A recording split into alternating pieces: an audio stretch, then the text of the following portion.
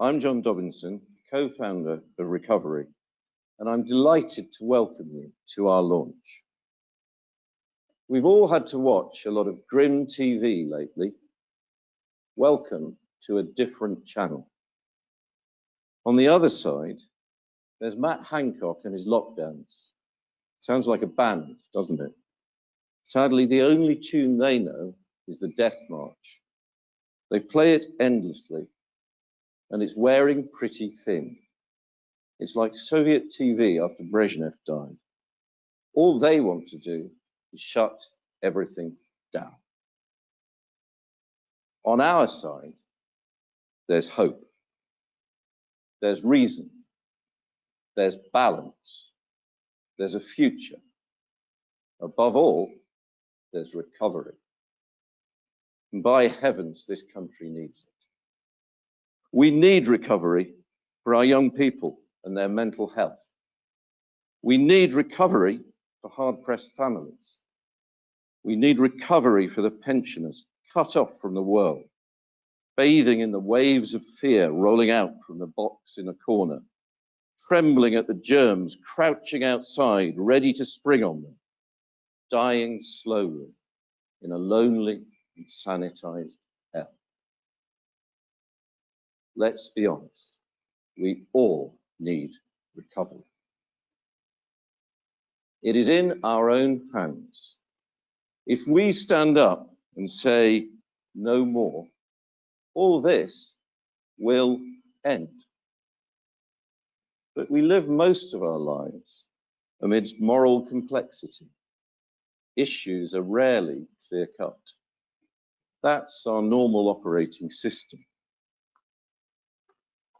However, there are those rare moments when the choice is straightforward. We can choose right or wrong. And this is a battle with no moral ambiguity. I know with every fiber of my being that COVID policy is wrong. It is wrong to prevent people from attending the bedside of a dying parent. It is wrong to lock up young people, deny them a future, and condemn them to mental torture.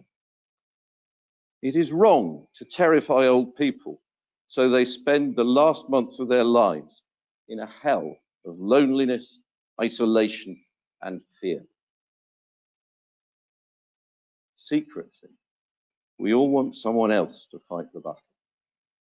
It's easy to turn away and hope someone will fix things. In times of trouble, we wait for heroes. Many think if they say something, it could cost them their job. I've heard that many times recently. Above all, from the growing numbers of NHS staff who can see that this is not right. But in a battle between right and wrong, there is no middle way. You stand up for what's right, or you allow the wrong to win. It's obvious why people are scared to say what they think. Hancock, Cummings, and the lockdowners have looked in the cupboard to see what they have by way of arguments. It's obvious there wasn't much in it. The facts don't look good for lockdown. The countries which chose this route are going through hell. In those that didn't lock down, the scary predictions have not come true. That's no surprise. At the start of this, sage scientists themselves advised that lockdowns would postpone deaths, but ultimately bring about more. That's a basic fact of epidemiology. And we can see it playing out around us. So that cupboard was bare of persuasive facts and arguments. All the lockdowners found in it were two grim-looking spray cans. One marked fear, one marked smear. And that's what they've sprayed constantly into this debate to stop this country seeing sense. They're the fear and smear brigade. We all know about the fear. It's causing a mental health crisis. Only this morning, I saw very sad news from the London Ambulance Service, who said that they're seeing suicide attempts almost double up from last year. Just think about the tragedy of that for a moment. People who commit suicide are typically very young, at the start of their lives. When they die, it's not just their death, it's not just their life that's shattered.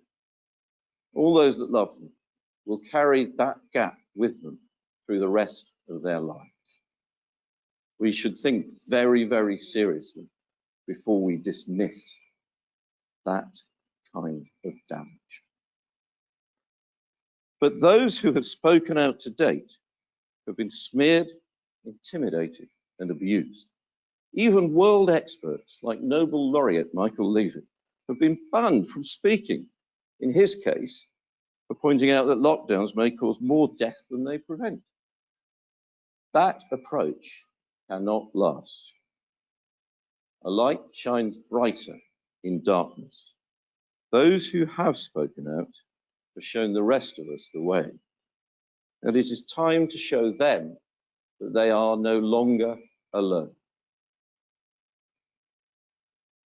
Recovery has launched as a broad coalition of people from every walk of life to call for a reasoned, balanced debate on the best way to tackle COVID-19.